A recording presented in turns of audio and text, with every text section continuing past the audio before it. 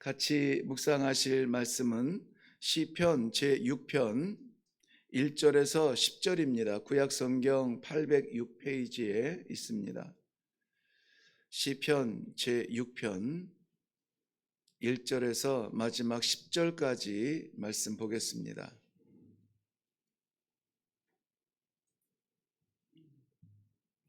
우리 한 목소리로 같이 읽습니다. 시작. 여호와여, 주의 분노로 나를 책망하시지 마시. 다시 잠이 들겠나요? 다시 읽겠습니다. 시작.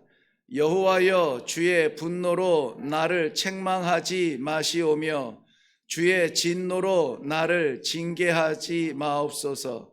여호와여, 내가 수척하였사오니 내게 은혜를 베푸소서. 여호와여, 나의 뼈가 떨리오니 나를 고치소서. 나의 영혼도 매우 떨리나이다. 여호와여, 어느 때까지니까? 여호와여, 돌아와 나의 영혼을 건지시며 주의 사랑으로 나를 구원하소서. 사망 중에서는 주를 기억하는 일이 없사오니 스올에서 주께 감사할 자 누구리이까? 내가 탄식함으로 피곤하여 밤마다 눈물로 내 침상을 띄우며 내 요를 적시나이다. 내 눈이 근심으로 말미암아 쇠하며 내 모든 대적으로 말미암아 어두워졌나이다. 악을 행하는 너희는 다 나를 떠나라. 여호와께서 내 울음소리를 들으셨도다. 여호와께서 내 간구를 들으셨으며 여호와께서 내 기도를 받으시리로다. 내 모든 원수들이 부끄러움을 당하고 심히 떨미어 갑자기 부끄러워 물러가리로다. 아멘, 아멘. 우리 먼저 기도하겠습니다. 하나님 아버지를 부르지 아니하면 우리의 연약함으로 견딜 수 없는 부족한 종입니다. 이 아침에도 사랑하는 주님의 백성들에게 여호와여, 나를 불쌍히 여기소서. 기도하며 나를 내려놓고 아버지의 것으로 채워지기 원하는 간절한 마음을 아시오매 그 빈 마음에 아버지의 마음, 아버지의 말씀, 아버지의 기쁨을 채워 주시옵소서. 그리하여서 이 주말이 우리 하나님 앞에 찬송처럼 예배처럼 드려지는 그러한 저희들의 삶이 되도록 축복하여 주시옵소서. 감사드립니다. 이 시간에도 말씀하여 주실 줄로 믿사옵고 예수님의 이름으로 기도하옵나이다. 아멘, 아멘.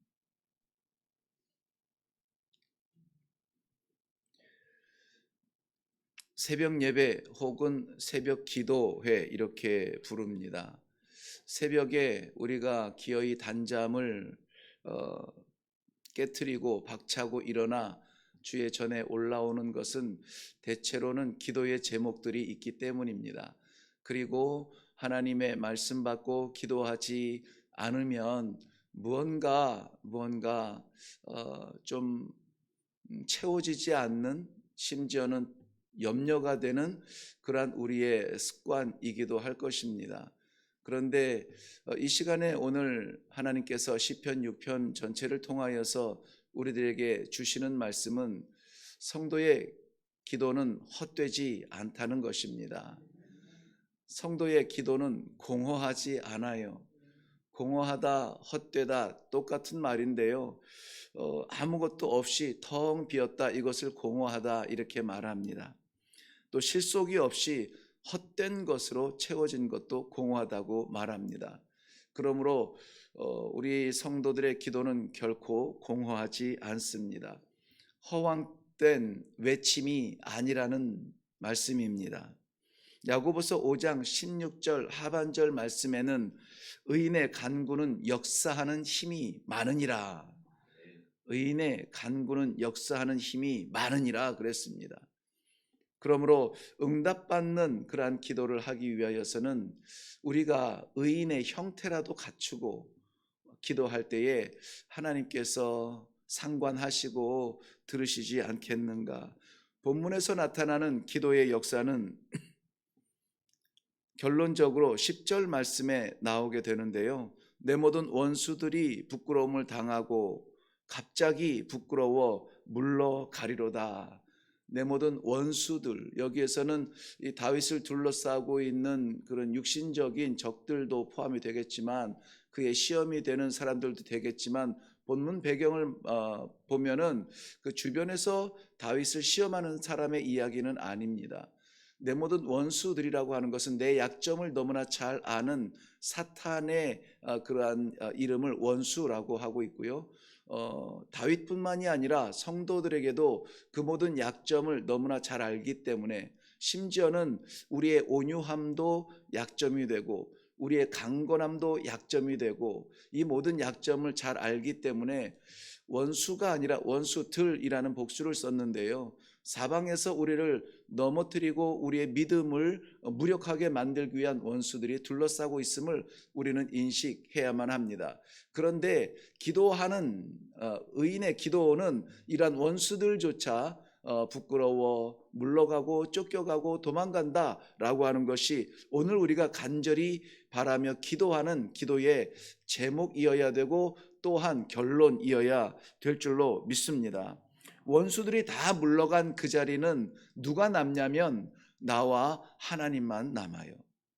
원수들이 물러간 그 자리에 나와 하나님만 남습니다.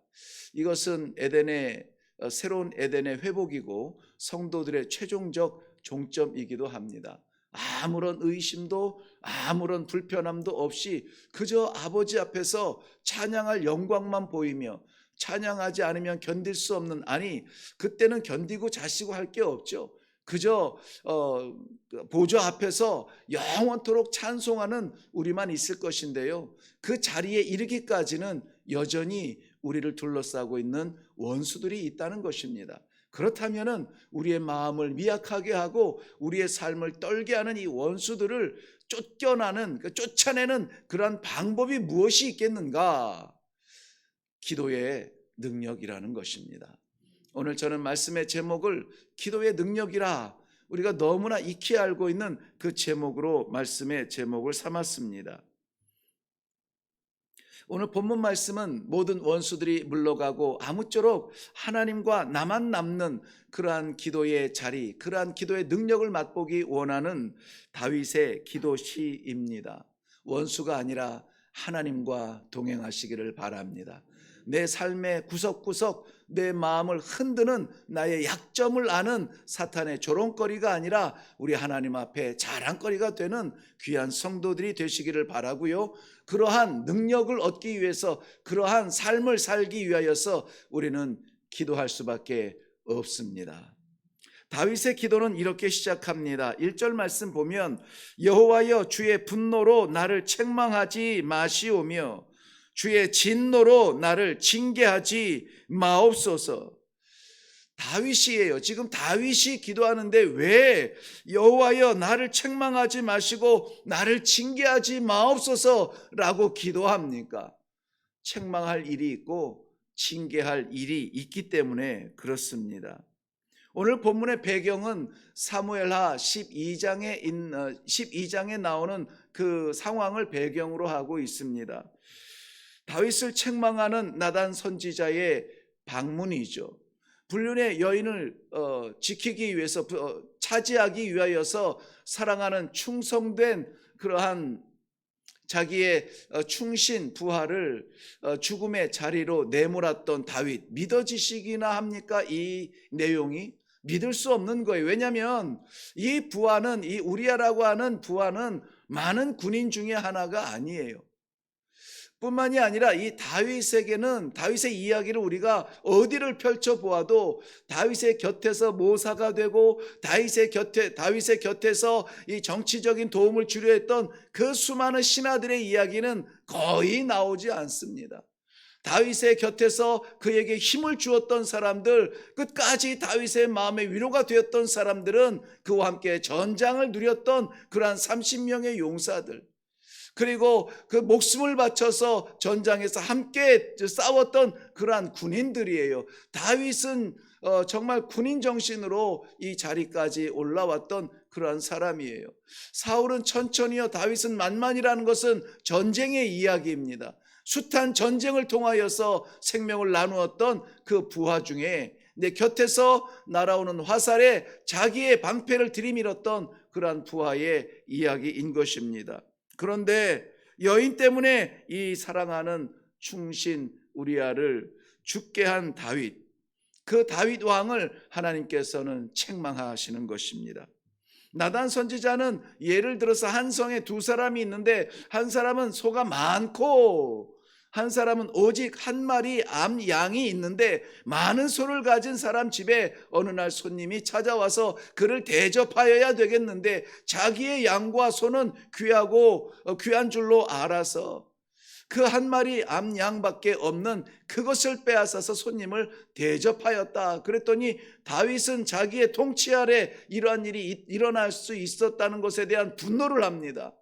당장에 그것은 처벌해야지. 갚을 수 있다면 4배나 갚아야지. 하나님의 율법을 들먹이며 자신의 정의를 이야기합니다. 그런데 그 사람이 바로 당신이요 라고 말하는 것이죠. 그 사람이 바로 당신이요. 판단하고 심판하고 저주했던 그 사람이 바로 당신이라는 것입니다. 우리는 늘 하나님의 말씀을 받으며 은혜의 사람이 당신이요 라고 말할 때는 아멘이 주저없이 나옵니다. 그렇지, 나는 은혜 받아야 할 사람이지. 나는 약하니까 하나님이 나를 붙잡아 주셔야지. 나는 병들었으니까는, 나는 불편하니까 하나님이 나를 채워주셔야지. 은혜 받는 자리에서는 내가 그 사람입니다 앞다투어서 앞으로 나오겠지만은, 하나님의 책망의 자리 앞에서 그 사람이 바로 당신이요 라고 말할 때에는 내 이야기 아닌 것처럼 피해가려고 하는 우리의 연약함 또한 있습니다. 이때 나단 선지자를 통한 하나님의 책망의 말씀이 선포되었던 그때에 자기의 죄를 깨닫고 크게 반성하며 하나님 앞에 눈물로 회개하는 모습을 보인 사람이 바로 다윗입니다. 우리가 너무나 잘 아는 말씀, 다윗의 눈물로 알지만은 우리가 흘려야 될 눈물을 기록한 6절 말씀에 보면은 내가 탄식함으로 피곤하여 밤마다 눈물로 내 침상을 띄우며 내 요를 적시나이다. 밤마다 눈물로 내 침상을 띄우며 내 요를 적시나이다. 이 눈물은 다윗의 하나님의 말씀의 거울 앞에서 고백하는 반성과 회개의 눈물입니다. 감리교의 뿌리가 되었던 존 웨슬레 목사님은 성도가 다윗과 같은 하나님 말씀 앞에서 자신의 반성을 나타내기 위하여서 7가지 거울을 제시했습니다. 먼저는 나는 항상 기도하고 있는가 자문해 보라는 것입니다. 나는 항상 주 안에서 기뻐하고 있는가? 내게 기쁨이 있느냐? 하나님을 믿는 사람으로서 내게 영적인 기쁨이 있느냐? 아니면은 불평이 있느냐? 불만이 있느냐? 나는 범사에 감사하고 있는가? 나는 욕심을 내는 일은 없는가? 나는 두려워하는 일은 없는가? 내가 두려워하는 것은 무엇인가?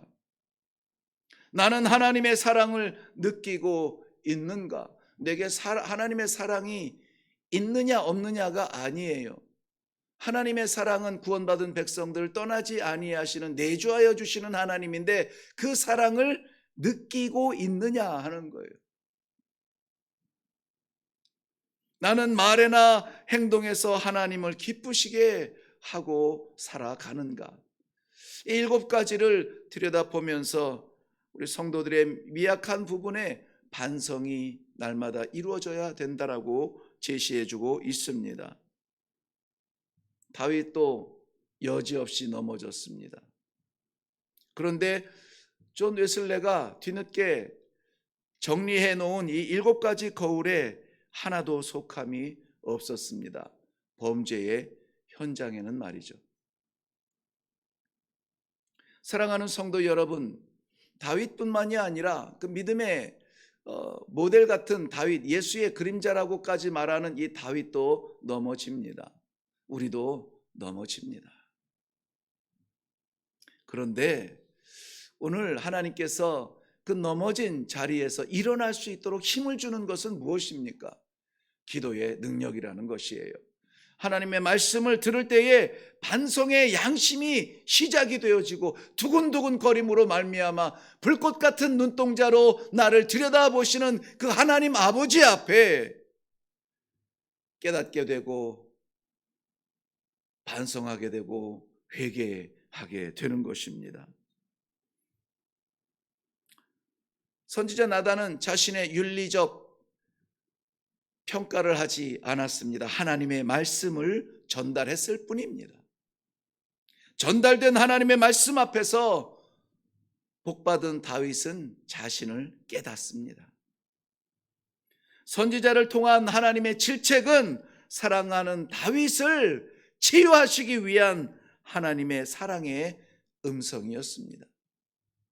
그러므로 우리가 잘라야 될 것, 우리가 버려야 될 것, 우리가 바꿔야 될 것, 하나님 앞에 설 수 없는 것 여전히 덕지덕지 붙이고 있는 것이 있다면 하나님께서 나단 선지자와 같은 그러한 말씀의 통로를 통하여서 내게 말씀하십니다. 어떻게 하시겠습니까? 다른 나라는 볼 것도 없이 우리 한국의 교회에서 설교는 대체로 목사님의 말씀으로 습관적으로 이해합니다. 그런데 저는 고상하신 성도들에게 제가 무엇을 말할 수 있는 자격과 조건이 전혀 없어요. 그러므로 날마다 두렵습니다. 날마다 어렵습니다. 그렇기 때문에 끊임없이 기도하는 것은 내가 아니라 하나님의 말씀을 대언하는 나팔수가 되게 해달라고. 그러므로 목사의 설교가 아니라 하나님의 말씀으로 받는 성도들이 되게 해달라고 그거 기도하고 있습니다. 왜냐하면 하나님의 말씀은 살아계셔서 좌우의 날선 검같이 우리의 곤과 골수와 관절과 이런 모든 못된 것들을 다 찔러서 쪼개어 잘라내고 그것을 고통의 순간으로 기뻐하는 하나님이 아니라 치유하여서 고쳐서 완전한 사람으로 제2의 다윗 같은 회개를 통하여 제2의 다윗처럼 쓰시고 싶어하는 하나님의 사랑의 치유의 시도가 말씀이라면 우리는 그 말씀 앞에 서야 하는 것입니다. 어느 한순간만 받아도 모든 말씀이 토시 하나 빠뜨리지 아니하고 내게 주시는 하나님의 음성으로 다 받을 수 있을 만큼 우리의 신앙이 성숙하지 못해요. 우리의 인격이 그렇게 넓지 못합니다. 우리의 가슴이 심장이 말씀을 새겨야 될 우리의 양심이 바빠야 될 시간에 우리는 오히려 두뇌가 빠릅니다. 바른 해석인가? 그런데요, 하나님께서 사랑하는 백성들은 어느 한순간 이것은 중학생, 초등학생, 어르신 그 시절을 따질 수가 없어요. 한순간 천둥처럼 내리칠 때에 그때 숨지 아니하고 다윗처럼 반성하고 회개하여서 오늘 본문에서 6절 말씀 다시 말씀드립니다. 내가 단식함으로 피곤하여 나 밤마다 눈물로 내 침상을 띄우며 내 요를 적시나이다. 인생의 그 밤을 우리 하나님 앞에 회개하며 눈물을 쏟으며 기도하는 시간으로 반성하는 다윗의 모습을 봅니다. 인생의 밤은 기도의 시간입니다. 반성의 시간이기도 하고 하나님의 말씀이 역사하는 시간입니다. 고난과 역경의 깊은 깜깜한 밤을 지날 때에 이것은 사랑하는 성도를 무너뜨리려고 하는 하나님의 계략이 아닙니다. 뜻하지 않은 질병과 계획이 없던 실패와 고독과 가난의 두려운 밤을 지날 때에도 하나님께서는 그의 백성을 무너뜨리지 않으세요. 그러나 아무도 알지 못했던, 그 부하들도 알지 못하고 측근들도 알지 못했던 그 음란한 마음을, 그 끔찍한 살인의 마음을 다윗은 알고 있다고요. 그리고 하나님이 아시죠. 하나님께서 주신 이 기회, 반성의 기회에 다윗은 반성하며 회개하며 눈물로 쏟아내는 것입니다. 그 신음의 밤에 우리 하나님 앞에 기도하는 다윗의 모습, 우리의 모습이길 바랍니다. 죽음 같은 어두운 밤에 우리는 반성과 회개의 밤이 되기를 바랍니다. 다윗은 책망받아 마땅한 그 밤의 회개의 눈물을 통하여서 기도의 응답을 받습니다. 기도의 능력을 체험합니다. 뭐 이런 것은 기도원 가서 받는 것이 아니에요. 뭐 이런 것은 뭐 깊은 뭐 금식과 방언과 끔찍한 그러한 고통의 날 속에서 하나님이 빛처럼 주시는 이러한 응답은 대단한 자리에서가 아니라 하나님의 말씀을 받고 하나님 앞에 우리의 부끄러운 것들이 쏟아지고 하나님의 말씀의 세계가 세워지기를 원합니다. 기도하는 그 마음의 시작이 되는 것입니다. 무엇으로 채워져 있나요? 무엇으로 가리워져 있습니까? 다윗도 넘어지고 우리도 넘어집니다. 저도 넘어집니다. 그렇지만 반성과 눈물의 회개는 이 기도의 자리에서 오늘 들으시고 응답하여 주실 줄로 믿습니다. 죄의 씨는 죽이시고 솔로몬의 탄생으로 채우시는 아버지의 진정한 축복이 사랑하는 성도들의 기도 가운데 여지없이 나타나는 복된 이 아침이 되시기를, 그리하여서 이 하루를 죄인처럼 끌려다니지 아니하고 주님 감사합니다, 주님 감사합니다, 내 눈물, 내 기도, 내 고통, 내 탄식을 받으시니 감사합니다, 하나님과 함께 동행하는 복되고 복된 이 하루, 이 주말이 되시기를 주님의 이름으로 축원합니다. 기도하겠습니다. 살아계신 아버지, 은혜를 감사합니다. 다윗의 넘어짐을 우리는 판단하며 심판하며 다윗의 회복을 우리는 부러워하지만 오늘도 이 시대를 살아가는 우리도 다윗보다 많은 시험과 유혹 앞에, 아니 더 많은 약점을 가지고 살아가면서 넘어지고 쓰러질 수밖에 없는 저희들이지만 우리 하나님께서 치유하기 위하여서